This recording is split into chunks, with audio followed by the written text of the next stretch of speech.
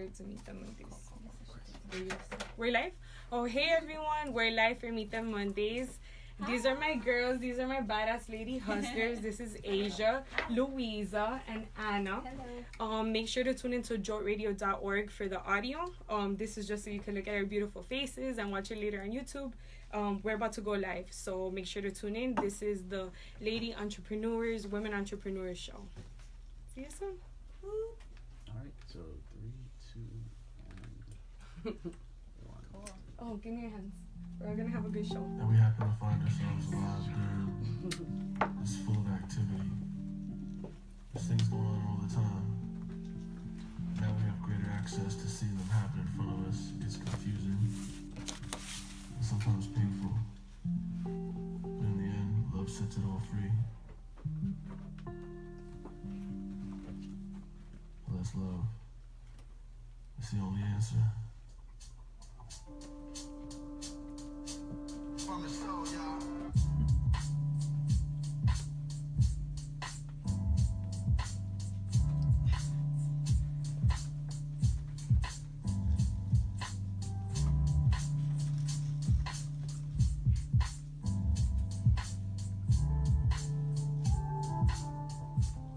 Peace world, welcome to Meet Them Mondays, a show about community, culture, and lifestyle in Miami.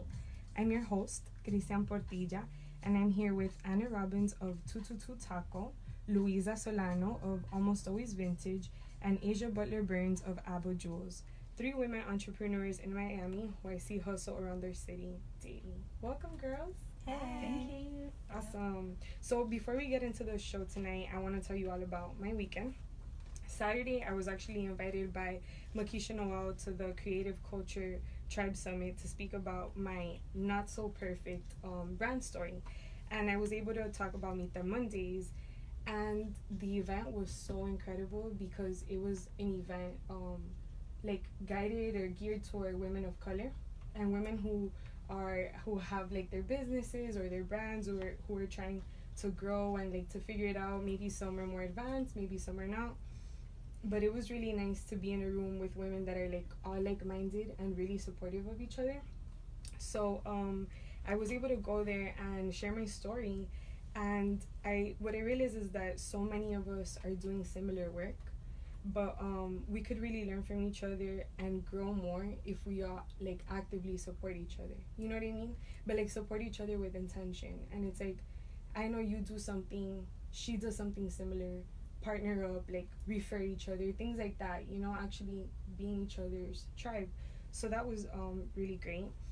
And then when I was thinking about the show and who to invite, as I said this before, I knew it had to be you all 3 because we're very actively connected on social media, and it's the way that you hustle for your brand and how I see it on social media that I'm like, you know what, like this is so beautiful, and to know that it's very self-made and there's a lot of like vulnerability in your posts and what you girls do, putting yourself out there. So I knew that I had to have you on, so I'm excited for y'all to be here. And so I would like to go around and have you each introduce yourselves, starting with Asia, and tell us a bit about your business and what you do.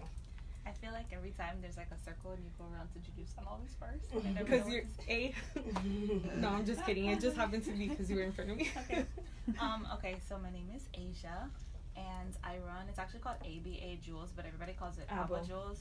It stands for Accessories by Asia. It's like the least creative thing that I've ever done is make that name up. So it means nothing, whatever. But it's ABA Jewels.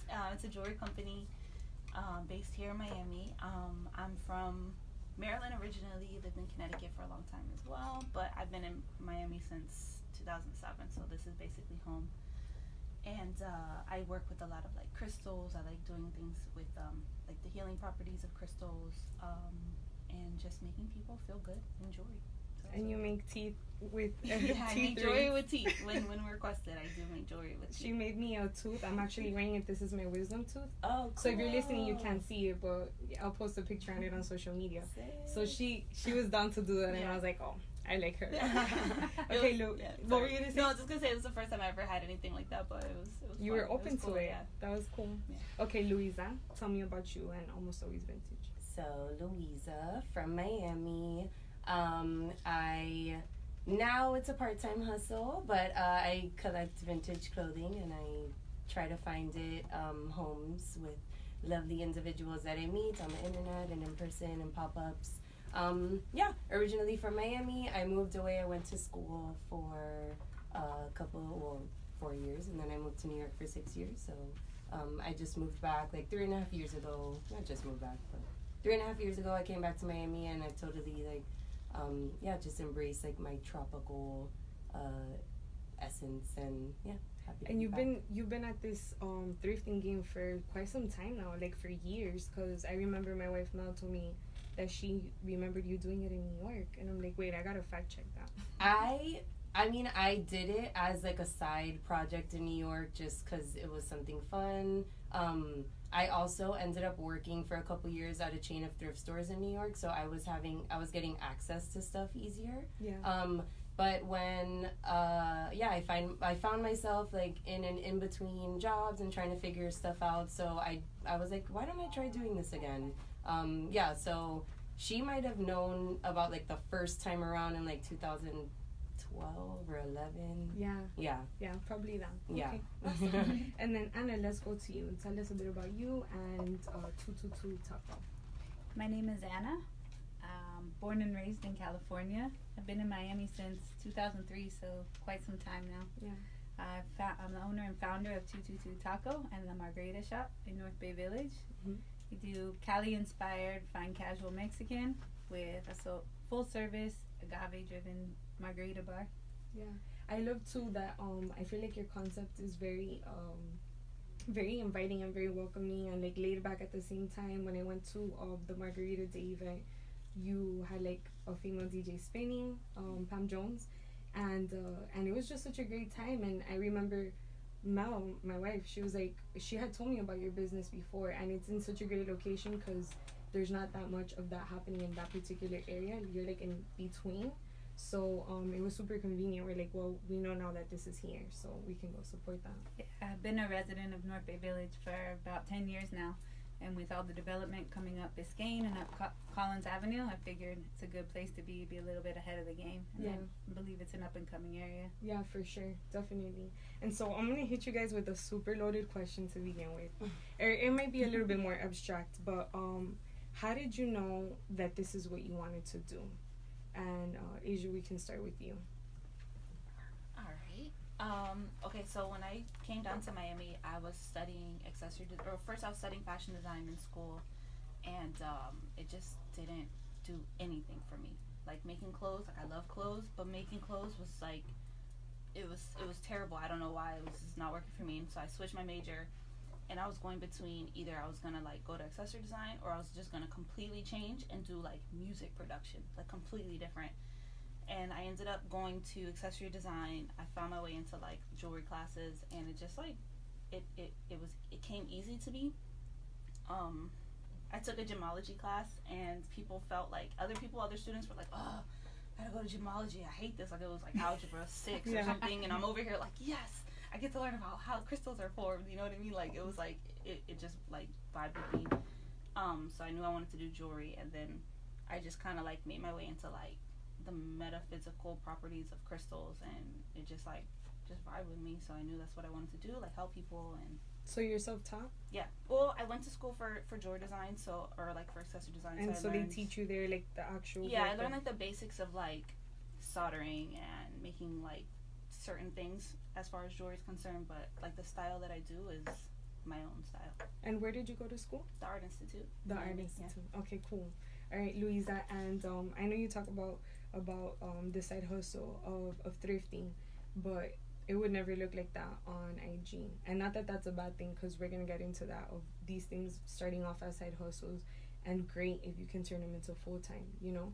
But how did you know that you wanted to do this as like to the way that you're doing it now? You have like 7K followers on IG, and I've seen the account grow slowly. How did you know that this is what you want to do, and do you want to turn it into a full time? And like, what's your thought behind that?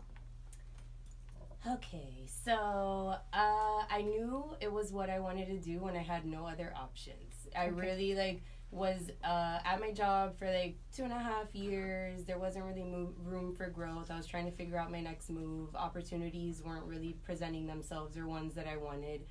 So I was like, I know I always thrifted. I had like a styling background. I worked in like, luxury retail in New York, like with clothing.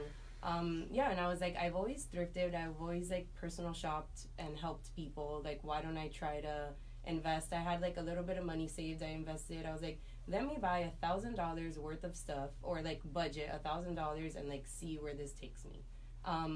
So I had no idea what to expect and like what it was going to turn into. And now 4 years later, it's something completely different than was intended. Starting the new year, I actually got a full-time job elsewhere. And I decided that I didn't want to pursue this full-time, actually, because just like having to rely on your creativity like totally sucks the life out of it, and it wasn't fun anymore. Now I'm like kind of revisiting it, and like I'm doing it on the side and like doing pop-ups that come up, but I don't want it to be full-time as of now. I love that you're saying that, because I wanted to ask, how long did you work a regular job until you decided to dedicate yourself to this business completely, or do you still have a job? And I wanted to go around asking you all that because I feel like, and this happens to me too, right? On social media, right? My creativity is my journalism, my writing, my radio show, like my freelance work. But those are the things that I put out there because these are the creative things that people will benefit from. And it wasn't until recently that I really came to understand that like people thought that I was a full-time journalist, because I treat it as another job, but I supplement my income with content writing and with social media work for a company. And so I feel like people were a little bit like shocked, or maybe they're kind of like, oh really, like, so you do that too? And it's like, wait, do you not know a lot of creatives? Because a lot of the creatives that you know have 2 other jobs or 2 part-times, or they Uber, or they're working at T-Mobile, or they're busing or doing server work, like, and we're putting it out there on social media because at the same time it's putting it out there in the universe, right? And people will see this and know you for it, and God willing it becomes your full-time job. But there's nothing wrong with your 9 to 5 or your 8:30 to 5:30 to be the investor in your side hustle if that's what you want. And so like I feel like there's sometimes a lot of shame and like letting people know that you have this job, and even you feel like, damn, should I let them know that I have a job? Like, is that wrong? Have you guys dealt with that? I mean, I've been pretty candid. Like when I meet people, I'm like, yeah, like even up until November, I was serving a couple days a week at a restaurant, and I was doing side jobs, side hustles, and doing almost always full-time. But then I didn't want to hustle anymore. I wanted like consistency. And like what I was making was good for me a couple years ago. I want to keep like thriving, not just surviving. And I like made the choice to like take a step back and solidify some like consistent real money for myself, so that I can be able to like live, have breathe, and also not have to be on social media all the time, because I did set myself up to like, I was making money off of social media, and that shit is draining. Like, I wouldn't be on social media if it wasn't for my, I really wouldn't. Are you preaching to the choir? Yeah. What, Adrian, you agree? I agree with everything you're saying. So I've been full-time for like a few years, but that, I mean, it's like a full-time thing all day, every single day, every time, like all the time, no matter how late or how early somebody has a question or somebody has something, and you're never really off. Like, there's no real way to be like, yo, I'm gonna take a vacation, because it's like you can't take a vacation all the time. So I can 100% agree. Like, you could be out on a date with your significant other and be like, wait, I gotta answer this DM, or I gotta answer this order. You gotta, And so, Anna, I want to take it over to you. How did you know that you wanted to move into the restaurant industry? Because before you were in entertainment. So how did you know that this was what you wanted to do? And you've also had some like trials and tribulations along the way. So I ended up in Miami back in 2003. I was tour managing an artist named Cody Chestnut. I was on tour with The Roots, with Erykah Badu. The tour ended in Miami. My artist was going on hiatus. I looked at the ocean. I said, okay, this is my country. I can live here. Then I saw the girls bartending half naked till 5 a.m. with 20% gratuity included. And I had been also, working in hospitality my whole life. And so I said, you know what? I'm leaving California. Screw babysitting grown-ass men 24/7. I'm going to go back to bartending. And I took that chance and moved out here to Miami. And when I got here, being raised in California, I grew up with tacos. I grew up with Mexican food. Yeah. And I got out here and I was like, where am I going to get tacos? This was 2003. There was nothing. Yeah. I didn't know about Homestead. I didn't know about Calle Ocho. Yeah. All I knew is I couldn't find anything. So I thought, you know what? One day I'm going to have a taco shop in Miami. So it took a good 10 years, and that dream manifested as Coyo Taco in Wynwood. Founded Coyo with a couple partners, ran into a couple disputes, ended in a legal situation, which was settled amicably. And after that, the lawsuit, I thought, you know what, I'm done with it. And then there was still a little fire inside of me, and that was, my dream. My original dream said that, let me give it one more shot. And so I went back And 222 was born. and had to stand up for women in hospitality and business, and that's where 222 came from. Yeah. Right? Isn't that dope? Absolutely. Yeah. And like, what inside of you gave you that, like, that fire that you were like, dang, like, I don't want to throw in the towel just yet. Like, was it feeling and remembering what it was like serving people? Like, was it the quality of life that you were having? What was it? Like, what was that connection that you had? Was it the food, the culture? Like, It was the food, it was the culture, it was bringing that California-inspired Mexican to Miami, and, it was for not giving up on my dreams.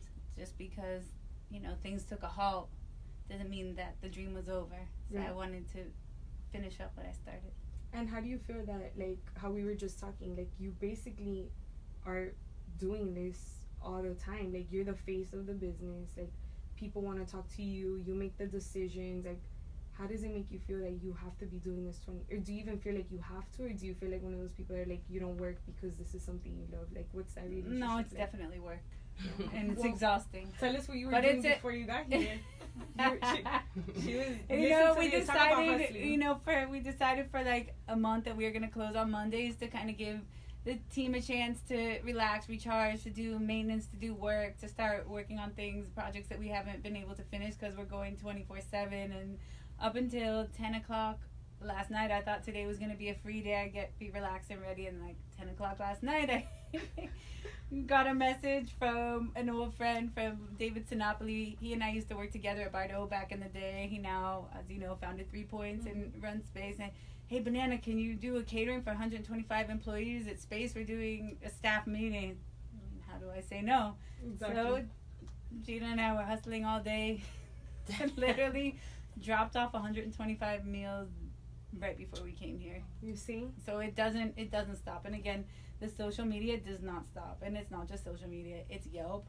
It's Google business reviews. It's like, I'll be relaxing, and then there's, whether it's a 5-star or 1-star review comes in, whatever it is, it needs to be answered, because the people need to know that we're listening, that we care, that we're replying, and it does not end. But these are the sacrifices that I'm making to build a brand that eventually will sustain me and my family, and eventually I won't have to work as hard. But for now, it's a grind. And so, and here's the thing, going to this summit on Saturday, I came into the realization of a lot of things, right?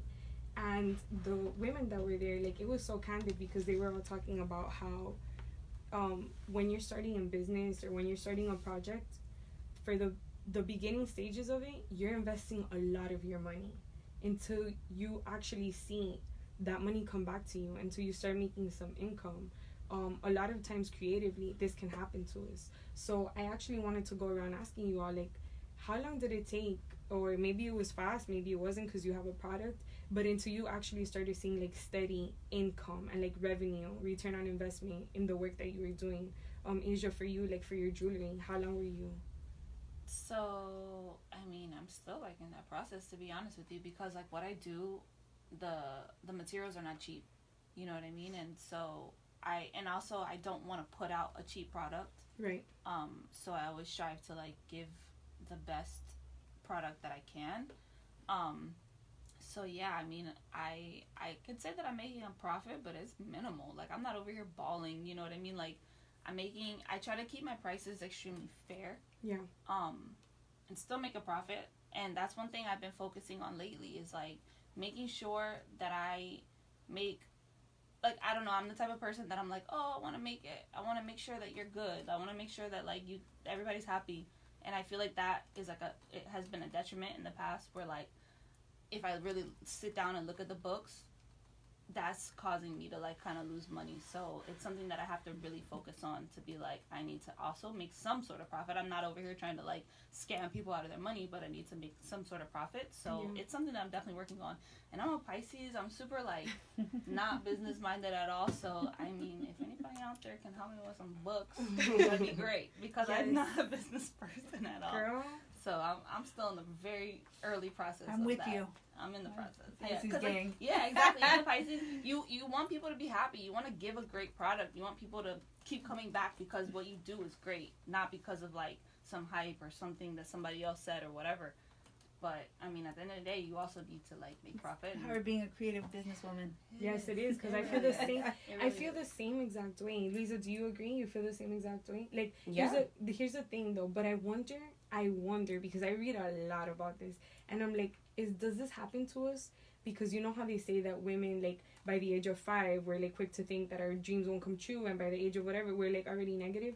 Like, maybe as women, we're not getting the training that we could have had, like, or maybe our families aren't in business, or maybe we're the first ones to be in business of our families. Maybe we're not connected to mentors. Like, men are more likely to get mentors. Men are more likely to get sponsorships or investors. Men are more likely to like get ahead. So I'm like, is it because of our signs and we're all creatives, or is it really because as women, and particularly even women of color, we could be at a disadvantage? You know what I mean?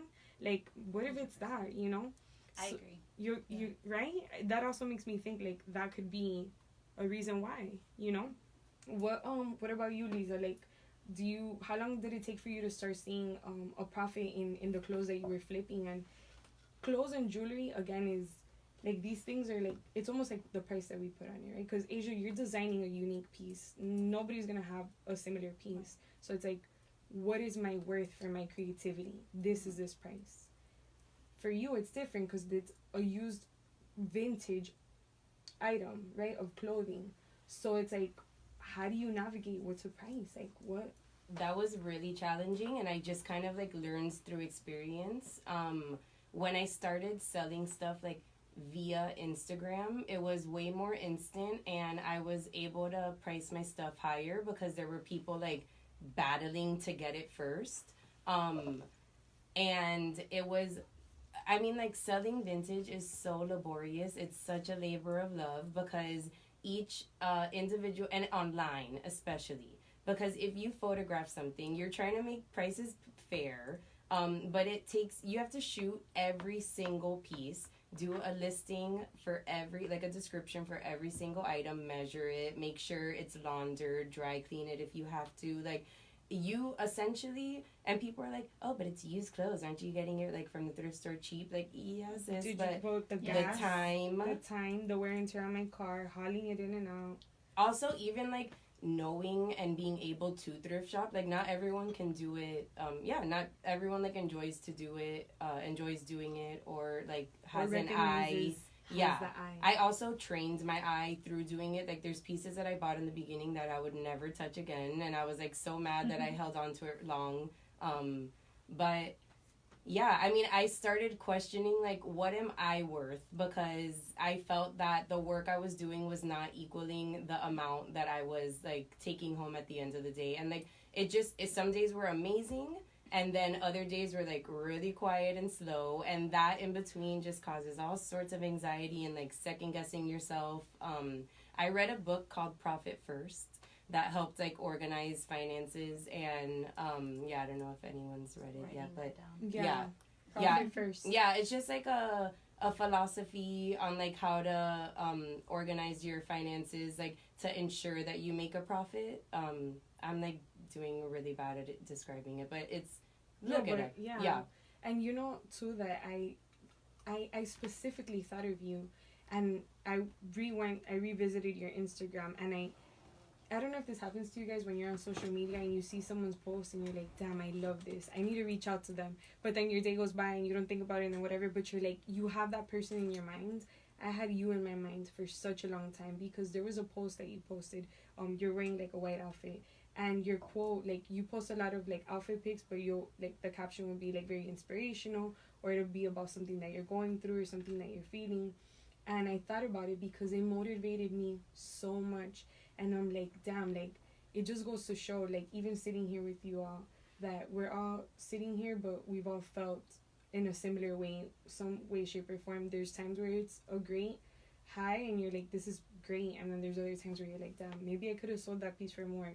I wouldn't have bought that piece, or, you know, whatever that means. Mm-hmm. And so for Anna, like, you're in the restaurant hospitality business, you know? So for you, you have to see a profit right away. So how does one, like, obviously you have a lot of experience and years in the industry, but who taught you the business and how to make a profit, and who, maybe did you have mentors along the way? Because running a restaurant, I've read that too, that it's not the easiest thing, and those are the businesses that are the fastest. I feel like that's one of the hardest. Yeah, and they flip like really easily, you know? So it's not easy. Really what I have is my faith. 222 is an angel number. It means faith. And what I go off of is my faith. It's definitely challenging, and it takes a while to build a brand. If you look at all these legacy brands, they've been around for many, many, many years, and the first few years are not easy. So I took the risk of bootstrapping this project by myself with no partners and no investors because of the faith that I had that I'll build the brand strong enough that I'll be able to bring in the right corporation or operating partners or investors on my terms. Wow. So you basically use, like, we want to call it like your life savings? Like you put it like, I don't know. Basically, I put it all out there. I've been in the industry about 20 years. I've been part of many successful establishments. Yeah. And I knew with faith and with my expertise that I'll be able to make it happen. That's so awesome. That's like, I heard, like, if I'm gonna bet on anything, like, I'm gonna bet on myself. Yeah. Basically. Right? Yeah. Basically. Yes. Yeah, because it's one of those things, like, I'm gonna make it or I'm going to make it. That's it. There's no option here. And a week from Friday will be our first birthday. Hey. March 22nd. Yeah. And they say in this industry, if you make it past the first year, you made it. Yes, So I've heard that. yes. In Miami too. Yes. And that's the thing. And like, in uncharted territories. Yeah. We're out there on 79th Street. We're not in Wynwood. We're not in South Beach. We're not in Brickell. There aren't just tourists walking by. yeah. We are a destination. Yes, you're And we're particular thriving. area. If people go to 222, you're going there with purpose. You're going to 222 Taco. Mm-hmm. Like, that's what it is, you know, especially in that area. And so in your line of work, and it's obviously going to be different for all of you, what does a loss look like for you? So for you in the restaurant business, or maybe even in the past, what do losses look like? Is it not pricing the menu items, or maybe the bartenders are making the drinks with too much alcohol? Like, what does a loss look like for a restaurant or for your in experience? the restaurant industry, you know, it kind of balances out. So one day you might have a loss, but the next day you have a gain. So it kind of evens out because it's so fast. Maybe one day we didn't meet our goals, and the next day we exceeded our goals. So. And by goals, you mean like a particular amount of money you want to make for the restaurant that day. Okay. So a loss could be not meeting the goal particularly. Mm-hmm. A loss could be as simple as, you know, someone's order came out wrong. That you could look at that as a loss. Like, I lost money because their order came out wrong and I had to replace it. Or a customer wasn't happy and we have to refund them. Yeah. But then the next day, you know, party of 25 come walk in, or some spenders could come, or we could get a big opportunity. So it all evens out. I love that you give me this very like peaceful like vibe. Like, look, this is just Pisces. Yeah. this is just the name of the game. Like, you win some and you lose some. Like, you can't stress yourself and get anxiety over it, and it's hard because sometimes, like, for Asia, for you, like, if you're doing this full time, a loss for you could mean not being able to pay your car payment, or you don't have a car, but or your phone bill. Like, I don't know, it's you know what I'm crazy. saying? The stuff that we spend our Yeah. money on. So, like, what would a loss look like for you as a jewelry designer? So one thing that happens more times than I would like for it to happen at this point, but when I'm working on it, is markets. So, like, I'll do markets, and you know, you invest in money initially to like be a vendor at this market, and you choose the market because you believe that it's gonna be great and it's gonna be the right crowd for you, or really good crowd, or whatever the case may be. And then you go and it's just like dead.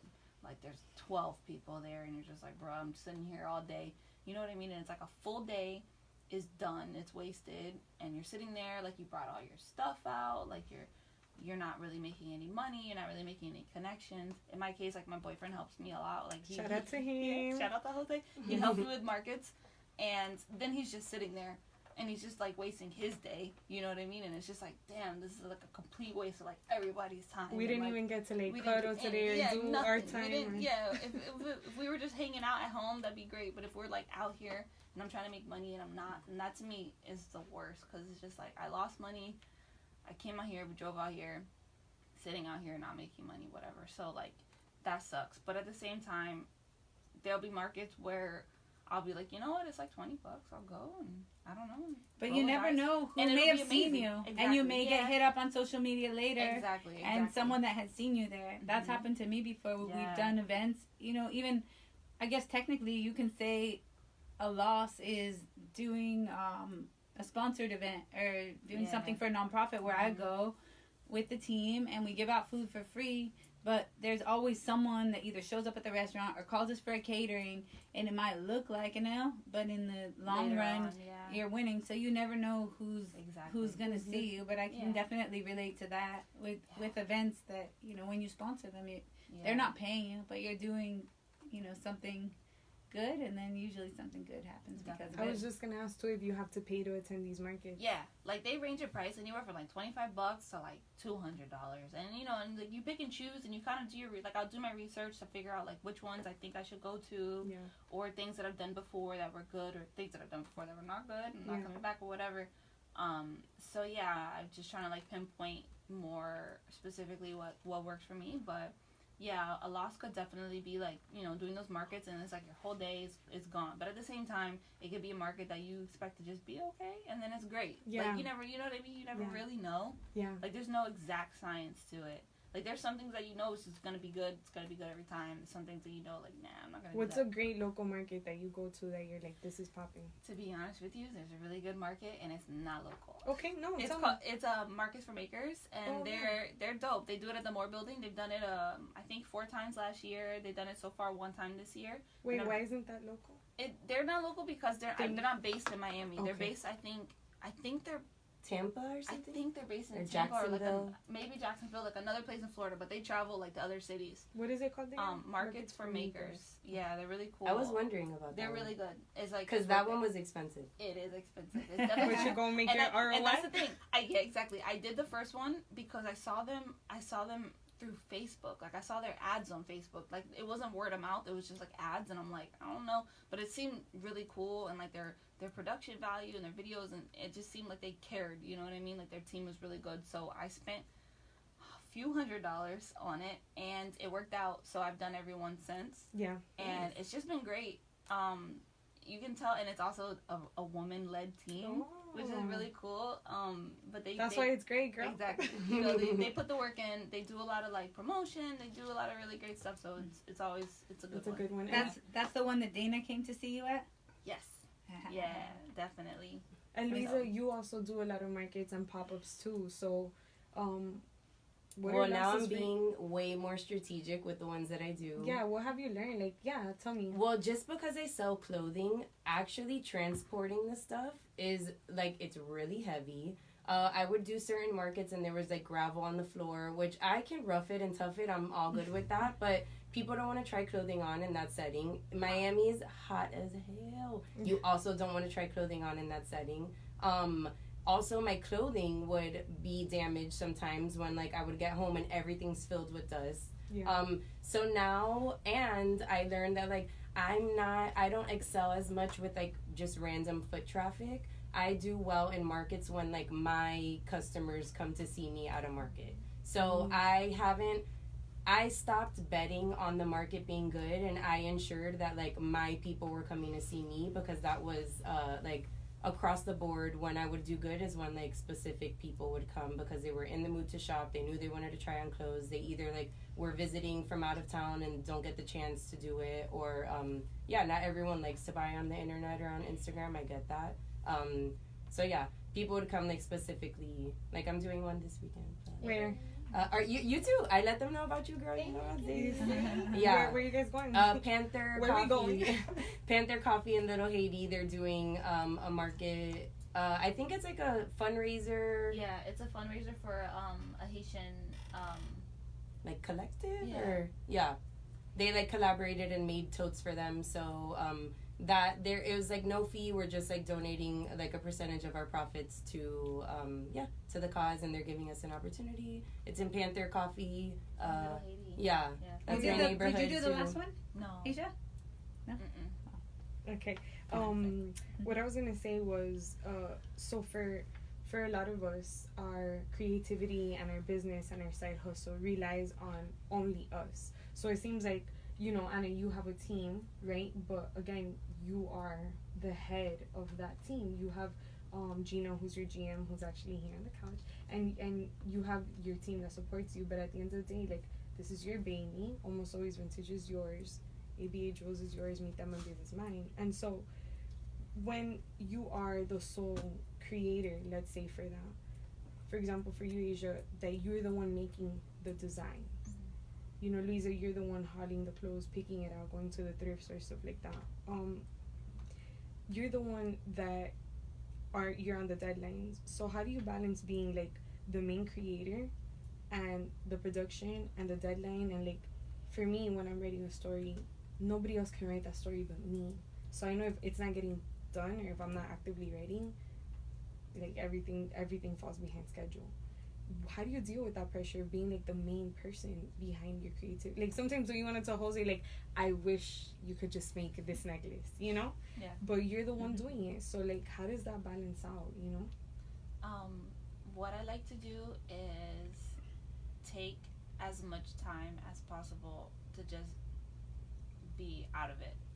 Like, to be not even like a full day, but like if I could take, okay, I'm a bath person. I love baths, right? So if I could just take a bath and just know that that's my time to just like not look at my phone, like read a book, just chill out for like 30 minutes, like, and a lot of times I have like really like good ideas that come to me in my bath, but like just chilling and it's just me. You know what I mean? I like anything that I can just kind of like decompress, or like go to the beach for half the day, or just anything that I could just be away from my phone and just relax for a little bit of time helps me to just like go in with full force and just kill it for as many days as possible until I need to like decompress again. And like for Lisa, like thrifting is obviously you thrive in that world, and thrifting also has like an element of secrecy because you don't want people to know where you're thrifting at, right? This is like your holy grail where you find stuff. So when people, you don't want them to shop where you shop. Do you have a team or someone that you thrift with, and like how do you tell them to keep your thrift location secret? Like how do you? There's been like a couple people. I had a homegirl in New York that she was just who I thrifted with like for fun before. So when I started doing this like seriously, she was like one of the only ones that can come with me. And then down here I have one person actually who I've taken thrifting with me, and she's like, she thrifts too, so she knows what's up. And now I honestly trust that like if I go to the same thrift store as someone else, it's cool because we're gonna come out with different stuff and there's enough to go around. Like I'm not as protective, but I'm also not like sharing it with Who is this person that you trust? Kayla. She modeled for me. She was helping me out for a little bit part time. K-Say-Days on Instagram. Okay. She's like, I mean, I haven't posted recently because I haven't been sharing like new stuff like that. But yeah, she's the one that like I would trust, or I do trust. She knows what's up. And what I love too about the marketing or the way that you promote the clothes is that you do the IG Insta jump off. I haven't done that in a minute. You haven't done it in a minute, but I loved it so much when you were doing it. And so, basically, what you do is that you dance / like model the clothes, and like I wanted to know who inspired that, or like how did you, if you came up with it, like how did you come up with it, or if you saw it somewhere else, like who inspired that? No, it was honestly again out of necessity. Just trying to make my system more efficient, and I didn't have a budget to play with, so anyone that modeled for me like gave me their afternoon and just hung out with me. I was really grateful for that. But if it would rain or if I didn't have anyone, then like I found myself being able to only really rely on myself, just because I can't expect, if I'm not compensating people, for them to like really give me all of their time. Like I get that. So I started, I think one day I was like, what if instead of doing pictures, I just do a video and I just like model stuff really casually. And it's then, quicker. Yeah, exactly. And then I was like, I like music, why don't I just put music in the background? And then, it kind of like evolved from there, and people were like really feeling it. But then I started to feel like sort of like a monkey clapping cymbals, and I was like, it felt a little too, it wasn't as organic. Exactly. It got a little more produced, and like it wasn't as fun for me anymore. It wasn't as natural. Like when I did it every week, it like drained me. So I just sort of like stopped. And people still like refer to that, because they're like, I haven't seen anyone doing that. And I still think I haven't seen anyone doing it. Yeah. And also like I really love music too, so I wanted that to like anything that I was trying to think of anything that would differentiate me amongst like the millions, I guess, of Instagram vintage people, shops that like popped up. That was like my unique thing that was like yours. Yeah, and it still is. And for Anna, like when you obviously, like I said, you have a team and you have a support system, right? But when it comes to maybe who's the person that you bounce ideas off of with, or who is the person that helps you the most, or how do you find like do you have a mentor, do you have like an accountability partner, like how do you stay in check with running this business? And you're also responsible for a team too, so. Yes, definitely blessed to have a team of about fluctuates between 25 to 30 employees. Wow. But at the end of the day, it's all ends up on me making ideas, whether it's what to put as our specials, what entertainment to book. A lot of ideas obviously get bounced off Gina, off my husband, who's been helping run the kitchen, even though he's not a chef. Wow. But has learned a lot. Yeah. He just came from Cuba 2 years ago. And Okay. by default started running the kitchen when our chef got stuck in Mexico. 2 months before we opened, we lost our chef. Wow. life. So we made it work. We've made it work. It's not been easy. Wow. And is that like your person, like your sounding board, like the person that you go back and forth with? He's definitely one of them. I have a handful. I wish I had really had a mentor and someone that could help me with the business, but again, it just all goes back to faith in the gut and waiting for that mentor and that real business person to come along so I can and tell us about Gina, who's here on the couch, because I know she also supports you a lot, and yeah, she does. She's always encouraging me to speak up, to go on camera, even though I'd rather be hiding in the corner. And how is the relationship like? Like what? How did you like? She encourages you, and you like go off of her, like, because I see you guys here, like. She's always pushing me to tell my story. She's one of my number one supporters and really believes in me, even when I don't believe in myself, and is always there to remind me and to put me forward. She's a very, I guess, public person, and she expects the same out of me.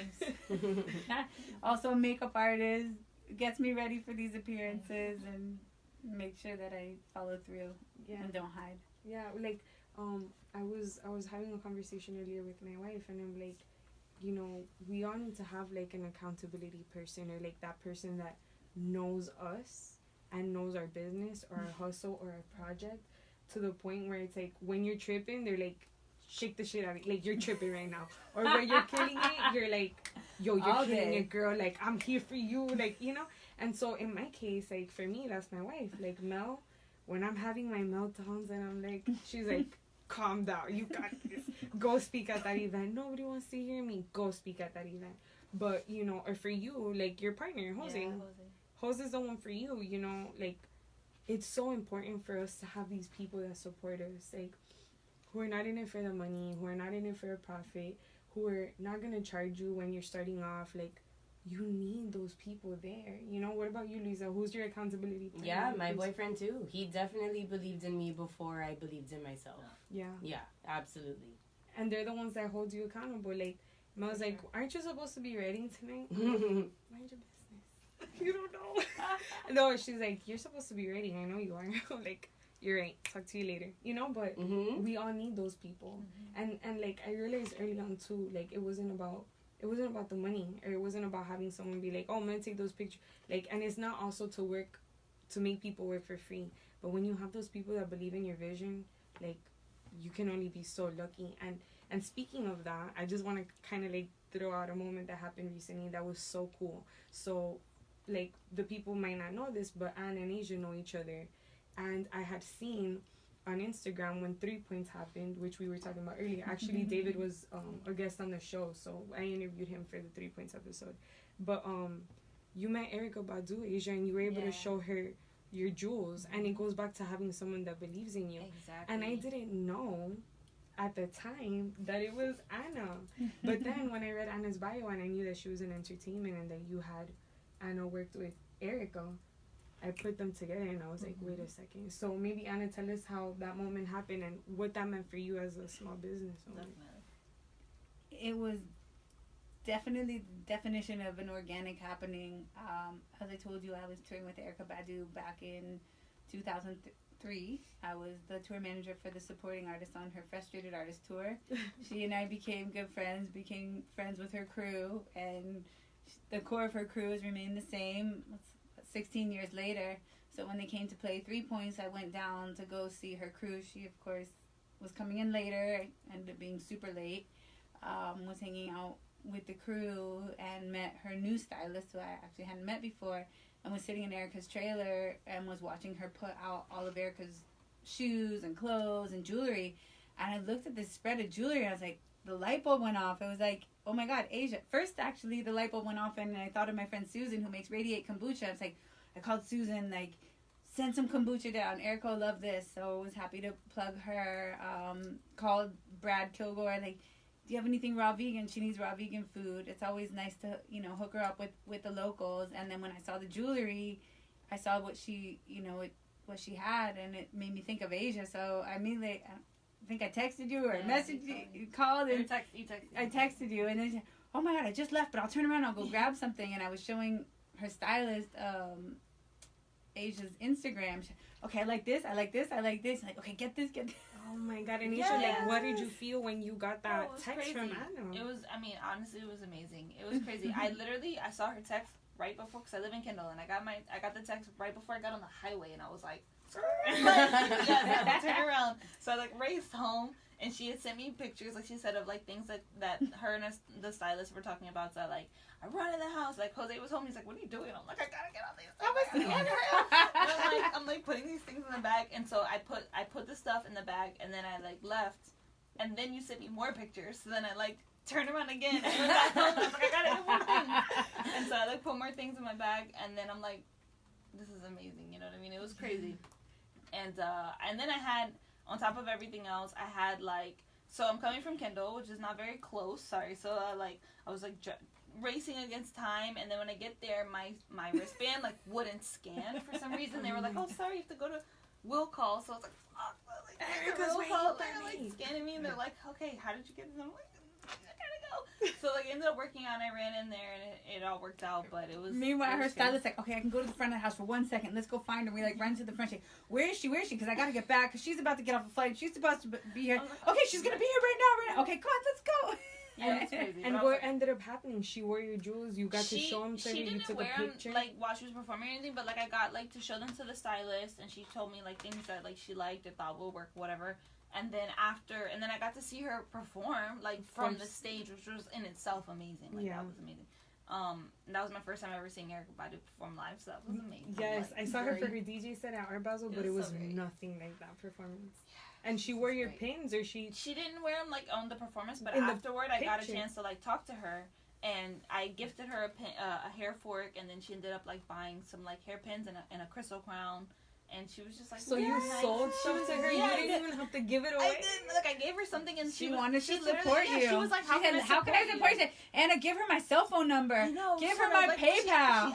Literally, like, there was one point where we were, like, sitting down on the couch, and she was trying stuff, and she went like this, and she touched my knee, and I was like, bro, you just touched me. Like, this That's is it. not- I'm anointed. I'm yeah, I was anointed. like, Back what the Erykah Badu said. She was so nice. Like, she gave you a lot of her time. she I have really- to admit, she gave She you a really lot did. of her time. I was like, I felt like the biggest dork in the whole world. Like, I just felt Bro, so it's like, Erykah But I'm sitting back there like documenting No, she everything. got all the good figures. It was amazing. But like, there was one point where she put my crystal pins like in her hair, and then she went like this, like she bowed down, like, "Hey, how does it look?" And I'm just like, "Bro, it looks amazing." Yeah. It was great. We got Piscean magic. That, It but was that's what 3 I'm coming Pisces to. in one Yeah, room. it was It's like amazing. you thought of you, Anna. You thought of Asia to plug her in. Like the light bulb went off. That is precisely what I'm talking about when I talk about like, yo, when you know someone that is working hard, like, Yeah. and another woman at that, throw her the bone, Yeah. bro. It doesn't cost you one thing if you have the position to elevate these women. Like, Yeah. there's room in here for all of us, but like with intention. Like, that moment only could have happened in divine timing the way that it Exactly. did, and how you thought about that, right? And I always think about Asia. And, you know, coming from California, everyone has this stigma against Miami. And they think, oh, Miami's whatever. And I'm saying, how can you leave California to come to Miami? So whenever my people from California come out here, I'm always proud. And I always want to show off the good things Miami has to offer, aside from all the silicone and all the bullshit. yeah. And even like when that what was it, Market for Makers, Yeah. that event, I had a friend of mine that was in town that's actually the costume director for Bad Boys 3, and she was out here scouting for the movie that's going to be shooting, I think, next month. Okay. And so my best friend back in LA works on that production as well, and she called me and said, hey, listen, the costume director's coming out. Can you find a stylist that can show her around? I said, you know what, I'm going to do it because I want to make sure she sees the real Miami. And she That's so purchased for you as well, Yeah, from she you as got- she well. got some pieces, Yeah, yeah. she came as well for that Bad Boys 3. So So it's important. I'm to like, do I have that. Miami pride, even though I'm a California girl. But it's like I want to show people that Miami's got some soul as well, and everybody just kind of typecasts Miami and puts it in the box of all this fakeness. superficial stuff. Exactly. And you know, Asia, like your story is very particular because I've seen it happen, and so I want to get into something with you, and we kind of gotta make it quick, but. Okay. So you work with stones, right? Mhm. And you have this brujita approach to your brand, and it seems like nowadays like everyone is a healer, right? Everyone's a On healer, Instagram. but you were one of the first people to like use stones and put it put it intentionally in your designs. Mhm. And so like, how do you move past the noise of social media healers and stone jewelry designers that you know aren't about that life? Yeah. Or is it better for you because now more people know about stones? Like, how do you? I think it's dope that like more people are more open to trying things, and I'm like, look, it's a crystal, like it's not gonna hurt you if you don't really believe it. Try it. If nothing happens, then fine, nothing happened. You know what I mean? Like you're not gonna like lose anything. But I think I 100% believe in like the metaphysical properties of crystals. I was raised with that, and it's funny because like my mom is like straight up a witch, and when I was little, I was like, okay, fine, whatever, this is my life. And then when I got to like 12, 13, 14, I was like, this is embarrassing. Like my friends can see like what my mom does. Like this is, I don't, and my mom was never like, she never pressured me. So I was like, I don't like this. And she's like, all right, cool. And so like And now I it's didn't, the thing. and now it's a thing, but it also like, it was like I couldn't escape it. Like it came back to me in like a completely natural way. Like it just like, yeah, like it is what it is. You know what I mean? Like it's like nature. It's earth. It's the earth. It's The nature. energy, It's like so- science. It's like all of it together.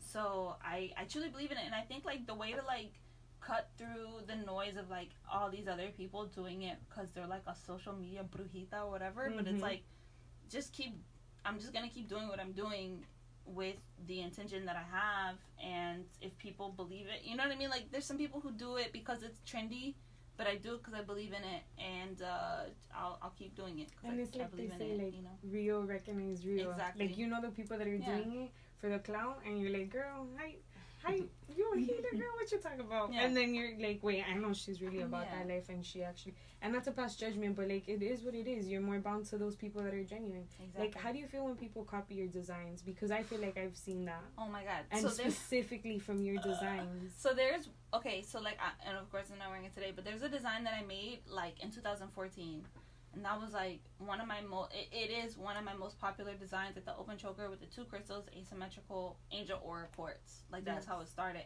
And there's a company that literally has straight up copied it, and I'm of the like the thought process where I'm like, you know what, I'm not gonna like put it out there and be negative towards them because whatever. You know what I mean? But like I I've just feel like seen it with my own eyes Yeah, that it's people frustrating. copy you. it's super frustrating. So how but, does it but feel? it's funny because a lot of people are like, nah, I've seen that, and that's an ABA Jewels piece. Or like a Yes. copy of an ABA Jewels piece. You know what I mean? Like, I don't have to go out and be like, oh, so-and-so copied me because blah, blah, blah. The people will speak for themselves and be like, nah, like, I've seen that from before. You know what I mean? That's like ABA Jewels, but like not as good or whatever the case may be. So I just kind of like, I don't know, maybe it's because maybe it's just because I'm a Pisces and I'm just like, you know, everything will happen as it's supposed to happen. But like, I know that I did something new Yeah. and original in 2014 that, And I know too. We all know. Yeah. but it's like you can copy it, but like nobody's me, like nobody's you, nobody's you, nobody's you. So like you can try to copy somebody and do something similar, but you're not me. Yeah. So like we're not gonna do it the same way regardless. Yeah. And let the people decide. Well, whatever. you're gonna keep it moving, keep it Exactly. evolving, and what are Exactly. they gonna do? They're just gonna have that. that thing little, that they little copied. section from 2014. So Yeah. whatever. Yeah. Yeah. And speaking of keeping it moving, so what's next for you girls? Like, what is the next step? Like, I know, Lisa, you are in a sort of like a space of transition and stuff like that. Like, what do you feel you're gonna do next? What are you deciding? I know nothing is concrete, but where are you? What's your headspace? And what do you want to do with Almost Always Vintage? Part of getting like full-time employment was being able to afford myself the luxury of having free time and having hobbies and exploring different avenues. So I don't know, sky's the limit, whatever. Yeah, I'm open to, I haven't practiced in a while, but I'm trying to learn how to DJ this year. I am going to learn. I've been learning. Yeah. I just took a little break. Just Just go for to me. Pam Jones' class. I The girls can spin. So I did sign up. I was gonna do it, and then I got this new job, and there was no Oh. way that I was gonna be able to leave work and go do that. So When you're ready to practice, you can come to 222. yeah, no, I'm definitely like it's on my goals that I read every day to learn how to DJ and like throw down at a party and have everyone like Have a boogie. perreando the way that you do. Yeah, yeah. Instagram stories. Yeah, but just I don't know. Honestly, what I learned through like trying to do an entrepreneurial pursuit that it really is about like working on yourself. So that was the biggest takeaway that I got from that, and I feel really like free in the decision, like in all my decisions, because I know that I'm like investing in myself, working on being the best version of myself. So yeah, I trust whatever comes my way. Awesome. And Anna, for you, what's next with 222? I know that you're coming on your birthday. Any particular plans or any goals that you want to reach for this year? Things you're working on? It's a really exciting time because we are in a transition. We're about to bring on a new chef, a new Mexican chef, a new mixologist, some other new members for the staff, and really get our team formed so that we can take on new projects and expand the brand. Yeah, and I know you also do catering too. So for anyone out there who's Absolutely. local, Catering, hit up 222 events. Taco for your catering. Yes. Or your catering needs. For sure. You guys don't know this, like, if when you're obviously listening out there in the airwaves, but we walk in to the studio, and Anna had texted me like, "Hey, is it okay if I bring margaritas?" And I'm like, "Yeah, of course." Like, I did not think this woman shows up with a mini bar situation, a cooler, bottles. I'm like, this is like the best treatment ever. Hospitality. The mobile margarita shop. Your branding, yes, your branding is on point. What are they called? So the actual drinks, they're Well, today we're drinking the Bucharitas. The It's a Bucharitas. kombucha margarita. Yes. And with Radiate, yeah, woman-owned business, local, yes, with Yeah. mezcal, yes, tequila. yeah. Thank you so much for doing that for us. Of course. And Asia, for you, like, what's next for you? What do you want for the brand? Do you find yourself like maybe expanding, maybe being able to bring someone on to help you with designs? Like, what's next for you? Definitely expanding. At this point, I'm still keeping it to like a one-woman show, but I've been feeling kind of like almost restricted to jewelry.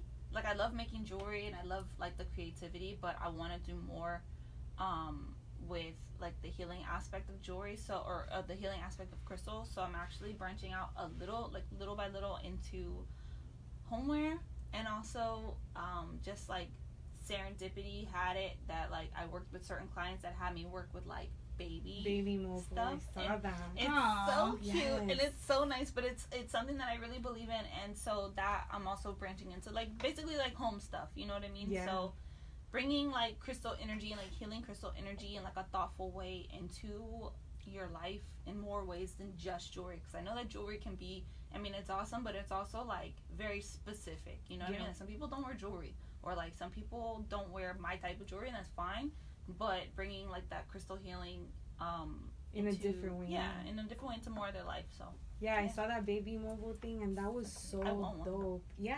I'm gonna make one for I myself. didn't see that. Sounds amazing. Yes. It's really cute. Yeah, somebody, a beautiful client of mine had a beautiful baby named Ruby, and her middle name's Aw. Ruby. I know, so cute. I know. And it's all her from- Ruby. My I'm daughter's like- name is Ruby Yeah. also. I have a cat named Ruby. And it's like a That's my stone. gemstone. Yes. I'm like, can I be a part of this? So I actually made her a baby mobile, and it's rose quartz. And then in the center, there's two I love two it. rubies. There's like a faceted like ruby at the ends, and in the middle, there's what's called a record keeper ruby. Yeah. So it's like a raw ruby. It's hexagonal shape, and it has these like these beautiful like triangular like cuts that just happen naturally, that supposedly are like this like record from like the ancient people of Earth and like ancient aliens, like beautiful like information. So It's so cool how your clients, you find like really creative clients that The ask clients you are the to best. that challenge your creativity, Yeah. and that you're receptive to like Mhm. creating for them. They you know? asked me to make stuff out of their teeth. Yep. Yeah, like, exactly. And Yeah. you were down when I said, Yeah. "Hey, can you do this for me?" And you were open, and Mhm. maybe you didn't think about it, but you weren't opposed to it, and that's Exactly. really dope. Yeah. And so, I want to quickly go around and maybe ask all of you to give your handles, your websites, like how people can support you. And how I'm can they thinking stay we in need to do touch? a collaboration at 222 and do a little market with Do your it. So jewels, cool, with the vintage yes. clothes. We And have a I'll little bring some tiendita influencers. in the Yes, do market. like a series. We need to Yes. pick a date. That'd be I'm amazing. thinking I like a would love brunch that. type vibe on the weekend. We'll I'm have, like, a so Bring down. us live all show. together. Yeah. And we can do a live show. Yeah, live show. You can try out Amazing. DJing. Yes. I would So- love that. Yeah, that would Yeah. be awesome. Definitely. So Anna, you go first. What are your handles, all of them, and the website, like how people can stay in touch? with you? Sure. At 222 Taco. That's 3 2s, TACO. Personal handle at 222 Worldwide. Website 222ta.co. Okay.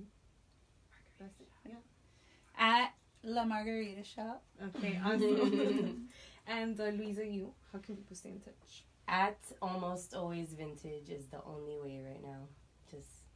Simple. Just follow the journey. Keep it I'm simple. growing, learning, evolving. Just Yes. almost always vintage. That's it.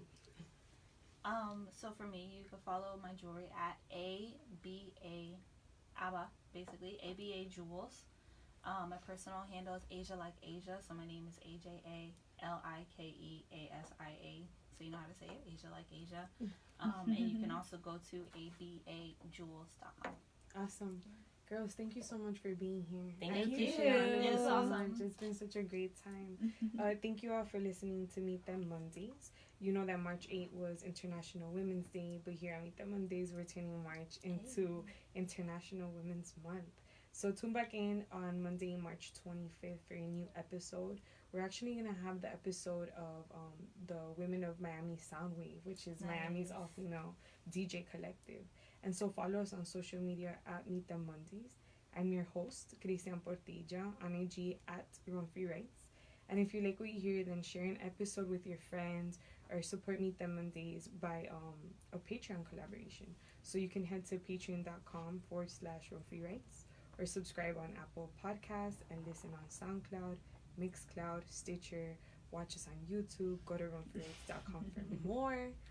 And that's it. Peace. Thank you, girl. Thank you. Yes, this is awesome. The Facebook Live is still going. Thank you all so much for tuning into the Facebook Live. This was such a great show. We need more time. We need a follow-up. I know. I was like, how are we gonna do 3 of us in an hour? Yeah. Thank you all for listening. And if you missed it live or if you just got into it, I'll definitely post it on roomfreerights.com and it'll be on all the platforms. So thank you so much. You got this. Yes. Bye.